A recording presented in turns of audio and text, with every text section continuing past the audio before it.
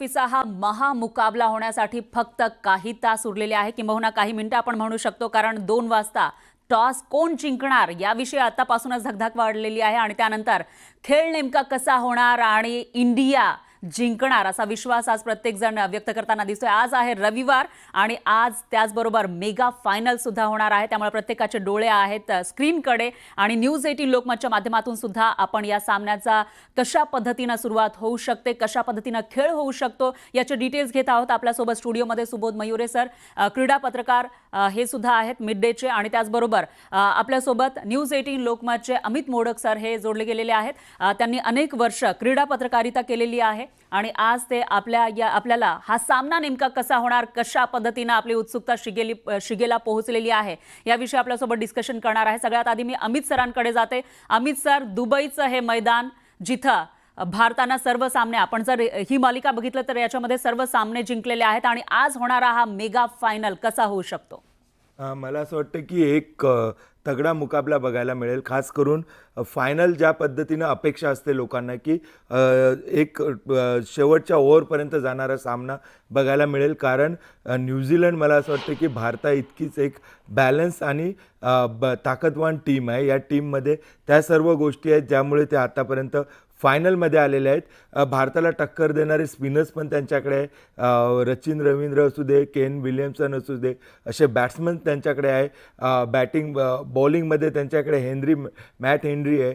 त्यामुळे मला असं वाटतं की फिल्डिंग ही तर या सिरीजमध्ये जबरदस्त राहिलेली आहे न्यूझीलंडची। जवळपास त्यांची कॅच पकडण्याची ॲक्युरेसी 90% वर आहे, त्यामुळे एक बॅलन्स साईट आहे न्यूझीलंड, आणि भारताला एक तगडी फाईट देण्याची ताकद या पूर्ण चॅम्पियन्स ट्रॉफीमध्ये कुठल्या टीमकडे जर असेल असं म्हणता येईल तर मला असं वाटतं की न्यूझीलंडची टीम आहे। अमित सर, आता आपण सुबोध सरांकडे जाऊयात। सुबोध सर, तुम्ही एवढी वर्ष क्रीडा पत्रकारिता करताय आणि आज 2000 चा बदला घेण्याची संधी, 2000 सालचा बदला घेण्याची संधी भारताकडे आहे, त्यामुळे भारत कशा पद्धतीने आजची गेम खेळू शकतं? नक्कीच भारताला एक मोठी संधी आहे। जसं आता उल्लेख केला की 2000 साली जेव्हा ICC चॅम्पियन्स ट्रॉफीला तेव्हा नॉकआउट स्पर्धा म्हटलं जायचं आणि तेव्हा याच न्यूझीलंडनं आपल्याला पराभवाला सामोरं जावं लागलं होतं। तेव्हा आज जो आपला भारताचा कर्णधार आहे, जो शुभमन गिल, आत्ता आपण बघितलं त्याला पत्रकार परिषदेत काल तो सामोरा गेला होता, तो तेव्हा केवळ 2 महिन्यांचा होता आणि त्यामुळे तेव्हा आज तो भारतीय संघाचं उपकर्णधारपद भूषवतोय, पण त्याच्यावर तो दबाव नसेल, कारण त्या पराभवाला तो स्वतः सामोरा गेलेला नाही आहे। कुठेतरी बॅक ऑफ द माइंड असते की आपण न्यूझीलंडकडनं ICCच्या चॅम्पियन्स ट्रॉफीमध्ये अजून जिंकलेलो नाही आहे, पण तरी आजची जी भारताची जी फलंदाजी आहे, भारताचे जे खेळाडू आहेत ते हे दबावासमोर झुकणारे नाही आहेत, तर त्यावर मात करून चांगली कामगिरी करणारे आणि ते वारंवार आपल्याला दिसून येत आहे। याच दुबई क्रिकेटचं जे आंतरराष्ट्रीय क्रिकेट हे मैदान आहे, स्टेडियम आहे, या स्टेडियमवर आपण एकही सामना अजून हरलेलो नाही आहे। 9च्या 9 सामने आपण जिंकलेलो आहे, एक सामना टाय झालेला आहे आणि या 9 सामन्यातही आपला कर्णधार रोहित शर्माच होता। त्यामुळे सकारात्मक बाबी खूप आहेत। न्यूझीलंड विरुद्ध आपण ICC चॅम्पियन्स ट्रॉफीमध्ये अंतिम सामन्यात जिंकलेलो नाही आहे ही वस्तुस्थिती आहे, पण मला वाटते ही स्पर्धा असेल, हाच आजचा सामना असेल, कदाचित तो जो इतिहास आहे तो आपण पुसून काढू।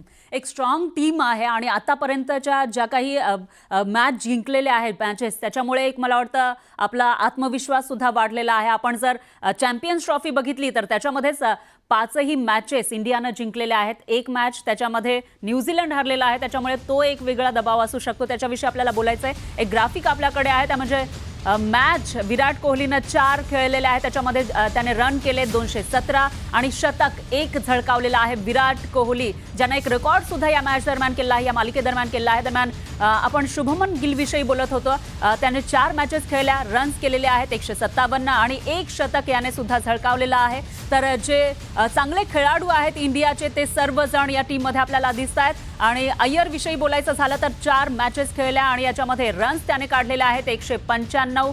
त्याचबरोबर इतरही जे खेळाडू आहेत भारताचे त्यांच्याविषयी कर्णधार रोहित शर्मा याने 4 मॅचेस खेळल्या आणि याच्यामध्ये रन्स काढलेले आहेत 104। दमदार कामगिरी सर्वच खेळाडूंची आतापर्यंत इंडियाच्या आपल्याला बघायला मिळाली आहे। KL राहुल विषयी बोलायचं झालं तर 4 मॅचेस खेळल्या आणि रन काढलेले आहेत 106।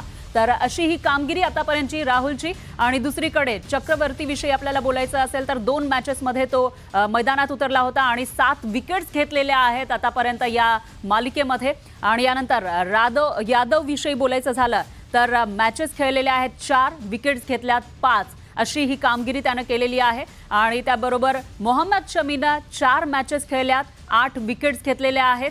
असे हे सर्व जे प्लेयर्स आहेत ते आपल्या टीममध्ये आहेत. पटेल विषयी बोलायचं झालं, अक्षर पटेलने 4 मॅचेस खेळल्या आणि 5 विकेट्स त्यानं या मॅचेसमध्ये घेतलेल्या आहेत. या व्यतिरिक्त इतरही खेळाडू आपल्या या 11 प्लेयर्स विषयी आपण बोलू तर त्याच्यामध्ये अशा पद्धतीची ही कामगिरी आपल्याला या मालिकेमध्ये पाहायला मिळालेली आहे. सर अमित सर, मी तुमच्याकडे येते. असे हे सर्व दमदार खेळणारे खेळाडू त्याच्यामध्ये आहेत आणि त्यांची कामगिरी आपण बघितली आहे. रेकॉर्ड वेगवेगळे केलेले आहेत आणि सर्वच आतापर्यंतच्या मॅचेस जिंकल्या. त्यामुळे ओव्हर कॉन्फिडन्स होईल की कॉन्फिडन्स वाढलेला असेल? नाही, ओव्हर कॉन्फिडन्सची गोष्टच नाही आहे. कारण मला असं वाटतं की कुठलंही जेव्हा एक स्कोअर कार्ड असतं तुमच्याकडे, जेव्हा तुमचा शेवटच्या इनिंगमध्ये तुम्ही केलेल्या धावा, तुमचा परफॉर्मन्स हा कायम महत्त्वाचा असतो, खास करून फायनलमध्ये जेव्हा तुम्ही जाता. मला असं वाटतं की आतापर्यंत कोहलीने केलेले रन्स हे नंबरमध्ये बघणं फक्त महत्त्वाचं नाही आहे, तर यामध्ये एक पाकिस्तान विरुद्धचं जे त्याचं शतक आहे आणि त्यानंतर न्यूझीलंड विरुद्धचे त्याचे 84 धावाची जी खेळी आहे, ह्या खेळी खूप महत्त्वाच्या आहे. ते रन्स 50 असू देत की 35 असू दे, पण अंडर प्रेशर जेव्हा न्यूझीलंड विरुद्ध त्याने जी 84 धावांची खेळी केली ती जर झाली नसती तर कदाचित त्या सामन्याचा निकाल देखील बदलू शकला असता. त्यामुळे या जे आपण जे काय स्टॅटिस्टिक्स असतात ते एक कॉन्फिडन्स देण्याचं काम करतं की तुमच्याकडे वरुण चक्रवर्तीसारखा एक असा स्पिनर आहे ज्यांनी फक्त 2 मॅचमध्ये 7 विकेट्स घेतलेल्या आहेत. आज वरुण चक्रवर्तीच्या नावाने नक्कीच न्यूझीलंड टीममध्ये वरुण चक्रवर्तीसाठी एक वेगळा गेम प्लॅन तयार केला जात असणार.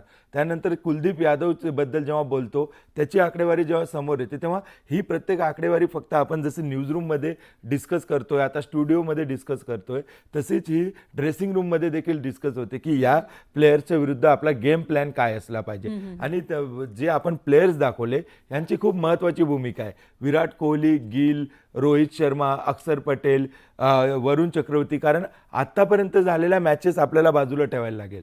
फायनलचं प्रेशर वेगळं असतं आणि लीग मॅचेसचं प्रेशर वेगळं असतं. आणि खास करून भारतावर एक तो पण दबाव असेल की आत्तापर्यंत जो इतिहास होता की प्रत्येक वेळेस न्यूझीलंडसोबत आपण 2000 साली का असे ना आपण हारत आलो आहे. आणि सोबत तुम्हाला काय वाटते की ही जी आकडेवारी आता आपण फरा पण बोलत होती की हा एक कॉन्फिडन्स देणारा भाग पण आहे, परंतु या प्लेयर्सचा टेम्परामेंटची यावेळेस जास्त टेस्ट होईल. सोबत तुम्हाला काय वाटतं? बरोबर आहे अमित. सायकोलॉजिकली थोडासा त्याचा परिणाम होऊ शकतो खेळाडूंच्या विचार करण्यावर की आपला आधीचा परफॉर्मन्स कसा राहिला आहे, गेल्या सामन्यात आपण काय केलं होतं. पण जेव्हा प्रत्यक्ष मैदानात जेव्हा एखादा फलंदाज उतरतो किंवा गोलंदाजी करताना एखादा गोलंदाज आपल्याला रनअप स्टार्ट करतो तेव्हा ते मागचं सगळं विसरून तो जात असतो आणि जी स्ट्रॅटेजी आखलेली आहे, जे प्लॅन्स केलेले आहेत त्यांनी, ते एक्झिक्यूट करण्याचा सगळे प्रयत्न करत असतात. मला वाटतं या स्पर्धेत जर आता तो वरुण चक्रवर्तीचा उल्लेख केला, त्याचा हा खूप महत्त्वाचा हे राहिला, मास्टर स्ट्रोक राहिला. अजित आगरकर भारतीय निवड समितीचे अध्यक्ष असतील किंवा गंभीर असेल किंवा रोहित शर्मा असेल, या तिघांनी जो निर्णय घेतला होता. कारण या स्पर्धेपूर्वी आपण बघितलं की वरुण चक्रवर्ती हा एकही एकदिवसीय सामना खेळलेला नव्हता.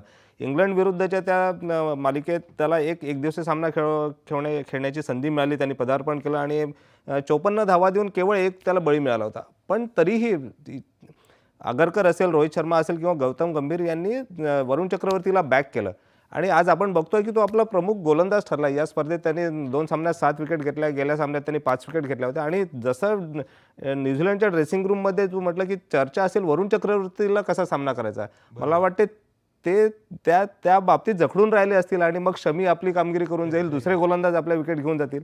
त्याच्यामुळे आधी आपल्याला किती अपयश आलं, यश आलं, त्याचा फारसा परिणाम जेव्हा प्रत्यक्षपणे खेळाडू मैदानात उतरतात तेव्हा होताना दिसत नाही. आपला सर्वोत्तम कामगिरी करण्याचा ते प्रयत्न करतात आणि आजही तेच कदाचित दिसून येईल. निश्चितच सर, मी तुमच्याकडे येणार आहे दोघांकडेही, कारण उत्सुकता वाढलेली आहे आणि आपले जे प्रेक्षक आहेत किंवा आपल्या राज्यभरातील जे क्रिकेटचे चाहते आहेत त्यांचं नेमकं काय म्हणणं आहे, किती उत्सुकता वाढली आहे हेही आपल्याला जाणून घ्यायचं आहे. भारत न्यूझीलंडचा दणदणीत पराभव करून चॅम्पियन्स ट्रॉफीवर आपलं नाव कोरेल असा विश्वास सोलापुरातील क्रिकेटप्रेमींनी व्यक्त केला आहे. त्यांच्या प्रतिक्रिया जाणून घेतल्यात आपले प्रतिनिधी प्रीतम पंडित यांनी. ज्या प्रकारे भारताचा फॉर्म आहे आणि ज्या प्रकारे या टुर्नामेंटमध्ये भारताने फलंदाजी गोलंदाजी केलेली आहे आणि जसं की मी मागच्या वेळेस सुद्धा तुम्हाला सांगितलं होतं की दुबईमधल्या विकेट ह्या खेळपट्ट्या ह्या संत होत चाललेल्या आहेत. त्याच्यामुळे तिथे 200, 250, 250 धावासुद्धा पाठलाग करताना फार त्रास होत जाणार आहे. कारण तिथं हवामान बघितलं तर टेम्परेचर खूप आहे आणि त्याच्यामधली जी आर्द्रता असते विकेटमधली खेळपट्टीमधली ती सगळी संपलेली आहे. त्याच्यामुळे ड्राय पडून चेस करायला अवघड जाणार आहेत. न्यूझीलंडकडे केन विलियमसनसारखा एवढा मोठा एक्सपिरियन्स बॅट्समन आहे. परत ग्लेन फिलिप्ससारखा एक विस्फोटक बॅट्समन त्यांच्याकडे आहे. त्यांच्याकडनं न्यूझीलंडकडनं बरीचशी अपेक्षा आहे. आणि आपल्या बाजूने गेलं तर आपले ऑलमोस्ट सगळे बॅट्समन सगळे फॉर्ममध्ये आहेत. विशेषतः विराट कोहलीचा फॉर्म परत आला आहे, खूप आपल्या भारतासाठी एक प्लस पॉईंट आहे. आणि जे हार्दिक पांड्या जो रोल फिनिश करतो आहे तसंच ह्या सामन्यात पण तो रोल फिनिश करेल अशी मी अपेक्षा धरतो. खरं तर न्यूझीलंड हे शांतपणे खेळणारे टीम आहे, पण भारतीय आक्रमकता, खेळाची आक्रमकता ही त्यांच्यावर भारी पडेल आणि आज ही मॅच जिंकेल अशी मी अपेक्षा करतो. आणि त्याचप्रमाणे दुबईचं जे संथगती होत जाते विकेटची, ती फिरकी गोलंदाजींना फायदेशीर ठरणार आहे. आपल्याकडेही फिरकी गोलंदाज आहेत, तसंच त्यांच्याकडे पण आहेत. आणि तसं म्हटलं तर सगळे फॉर्ममध्ये आहेत, त्यामुळे काही चिंता करण्याची इथं वाद नाही आहे. चिंता करण्याची शक्यता कमी दिसते. आणि न्यूझीलंड जरी शांतपणे खेळली तरी ही आक्रमकता ही आपल्याला फायदेशीर ठरणार आहे. आणि ही भारतीय टीम ही चॅम्पियन्स ट्रॉफीवर नाव कोरणार याच्यात काही शंका वाटत नाही मला. तर टीम इंडिया चॅम्पियन्स ट्रॉफीवर नाव कोरणार आणि आपला बदला घेणार 2000 सालचा हा विश्वास आज प्रत्येक भारतीय व्यक्त करताना दिसतोय. आणि त्याचबरोबर जेव्हा दमदार अशी टीम आपल्याकडे आहे त्यावेळेला अमित सर, जे प्रतिस्पर्धी आहेत त्यांना अंडर एस्टिमेट करून चालणार नाही. तर जी न्यूझीलंडची टीम आहे ती नेमकी कशी आहे?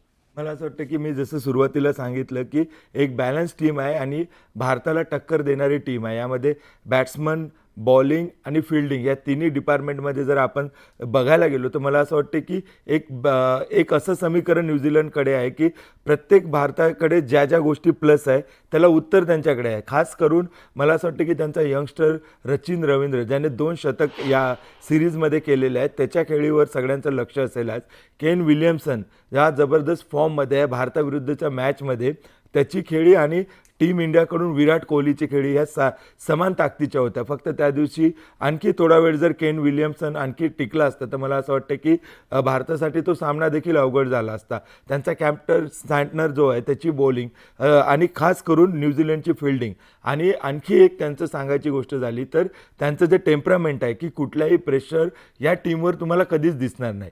न्यूझीलंडसारखी काम आणि कूल टीम खूप कमी वेळा मैदानात बघायला मिळते आणि या अगोदरचा त्यांचा ICC मधला रेकॉर्ड. त्यामुळे मला असं वाटतं की आपण एक प्लेयरचा त्यांचा जर रेकॉर्ड बघितला तर ती टीम इंडियासाठी आज खूप मोठं आव्हान निर्माण करू शकते. सुबोध सर, तुमच्याकडे मी यावरूनच येणार आहे. खूप मोठं आव्हान टीम इंडियाची टीम इंडियासमोर न्यूझीलंड टीम ही उभं करू शकते. मग अशामध्ये टीम इंडिया कसं टॅकल करेल याला? नक्कीच न्यूझीलंडनी जेव्हा केव्हा एकमेकांसमोर भारतीय संघ उभे ठाकलेले आहेत तेव्हा मोठं आव्हान त्यांनी आपल्यासमोर उभं केलेलं आहे. पण भारतीय संघ तेवढाच ताकदीचा आहे, तेवढाच सक्षम आहे. आणि खास करून न्यूझीलंडचा जसं अमितने आता उल्लेख केला की त्यांचं बॅटिंग असेल, बॉलिंग असेल आणि फिल्डिंग असेल, या तिन्ही बाजू जेवढ्या भक्कम आहेत तेवढ्याच तिन्ही बाजू भारताच्या पण भक्कम आहे. तर या सामन्यात जर सामन्याला कलाटणी देणारी जर कुठली गोष्ट ठरणार असेल तर मला वाटतं ती दोन्ही संघाचा अव्वल क्षेत्ररक्षण असेल. आपण बघितलं की किती अफलातून झेल न्यूझीलंडच्या खेळाडूंनी घेतलेले आहेत आणि भारताच्या क्षेत्ररक्षकांनी घेतले. विराट कोहलीची कॅच फिलिप्सनी जी घेतली होती. तर हा सामना फार मोठ्या फरकांनी किंवा 30-40 धावांनी जिंकला जाईल किंवा हरला जाईल असं मला वाटत नाही. खूप कमी अंतर असेल. मला वाटत होतं की भारताला 51% आपण म्हणू शकतो, न्यूझीलंडला 49% म्हणू शकतो. पण मला असं वाटतं की 50-50% कदाचित हे राहील आणि कोण जिंकेल यासाठी शेवटच्या षटकापर्यंत आपल्याला वाट पाहावी लागेल. कारण त्याला कारणही तसंच आहे. दोन्ही संघ हे प्रामुख्यानं भर देत आहेत ते सध्या त्यांचा फॉर्म किती चांगला आहे, त्यांचा फिटनेस किती चांगला आहे त्यावर, आणि त्याचं आपल्याला त्याच्या कामगिरीतूनही प्रत्यंतर दिसून येत आहे. त्यामुळे न्यूझीलंड चांगला खेळला तर न्यूझीलंड जिंकू शकेल. भारताला जिंकायसाठी भारताला चांगलं निश्चितच खेळावं लागेल. म्हणजे एकूणच असं म्हणता येईल की टफ फाईट आजच्या या सामन्यामध्ये आपल्याला पाहायला मिळू शकते. आता याच्यामध्ये सरस इंडिया ठरेल असं प्रत्येक क्रिकेट प्रेमीला वाटतंय. आणि आपली तसं बघितलं तर लोकसंख्या सुद्धा जास्त आहे आणि त्याच्यामध्ये क्रिकेट प्रेमींची संख्या खूप मोठी आहे. त्याच्यामुळे टीम इंडिया सोबत बऱ्याचशा लोकांच्या सदिच्छा आहेत असं आपण म्हणू शकतो. त्याच्यामुळे आज किवींना ते हरवतील असा विश्वास प्रत्येक जण व्यक्त करतोय. याविषयी आणखी आपण बोलणार आहोत. डिस्कशन अशाच पद्धतीनं पुढे जात राहील. मात्र थांबूयात एका छोट्याशा ब्रेकसाठी.